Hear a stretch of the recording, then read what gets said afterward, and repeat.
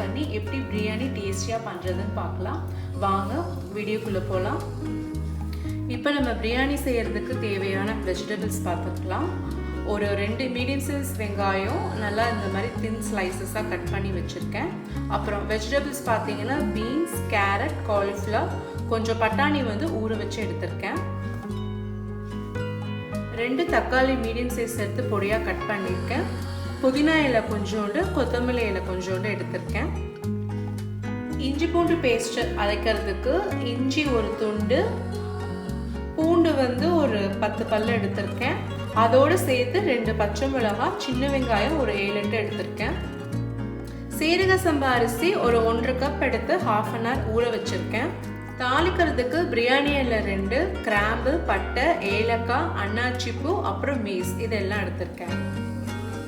இப்போ மசாலா பொடி பார்த்துடலாம். தேவையான அளவு உப்பு, chilli powder 1 teaspoon, biryani masala இல்லைன்னா கரம் மசாலா 1 டீஸ்பூன், சீரகத்தூள் 1 டீஸ்பூன், அப்புறம் மஞ்சள் தூள் ஒரு 1/4 டீஸ்பூன். இப்போ தேவையான அளவு எண்ணெய் விட்டுக்கலாம்.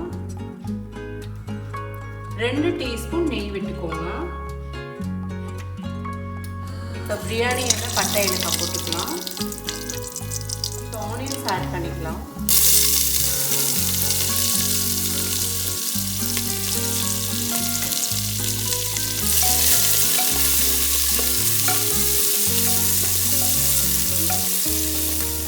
இப்போ வெங்காயம் நல்லா பொன்னிறமாக வதங்கினதுக்கப்புறம் நம்ம அரைச்சி வச்ச இஞ்சி பூண்டு விழுது சேர்த்துடலாம். இப்போ தக்காளி சேர்த்துக்கிறேன்.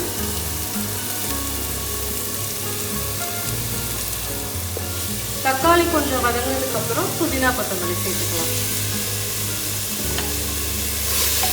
இந்த காயெல்லாம் சேர்த்துக்கலாம்.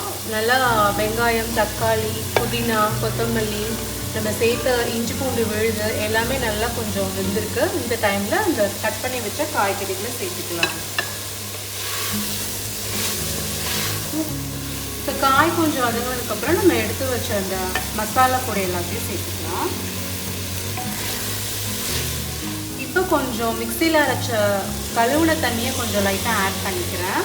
ஏன்னா உங்களுக்கு மசாலா பொடியெல்லாம் சேர்த்துக்கிறனால கீழே கொஞ்சம் அடி பிடிக்கிற மாதிரி இருக்கும். அதனால் இந்த கொஞ்சோண்டு தண்ணியை ஆட் பண்ணி இதை நல்லா வதக்கிக்கலாம்.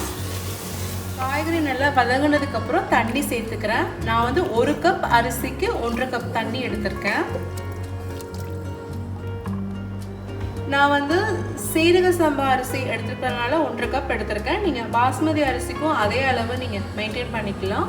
இப்போ சாதாரண பொன்னி அரிசி எடுக்கிறீங்க அப்படின்னா 1க்கு ஒரு 2 கப் எடுத்துக்கோங்க தண்ணி. இப்போ தண்ணி நல்லா கொதிக்க ஆரம்பிச்சதுக்கப்புறம் நம்ம ஊற வச்ச அரிசியை சேர்த்துக்கலாம். இப்போ கொஞ்சோண்டு சால்ட் பார்த்துக்கலாம். சால்ட் பார்த்துட்டு கரெக்டாக இருக்குது. உங்களுக்கு இன்னும் கொஞ்சம் வேணும்னா நீங்கள் ஆட் பண்ணிக்கலாம். இப்போ குக்கரை மூடி வச்சுட்டு ஒரு 2 விசில் விட்டுட்டு அதுக்கப்புறம் நம்ம ஆஃப் பண்ணிடலாம்.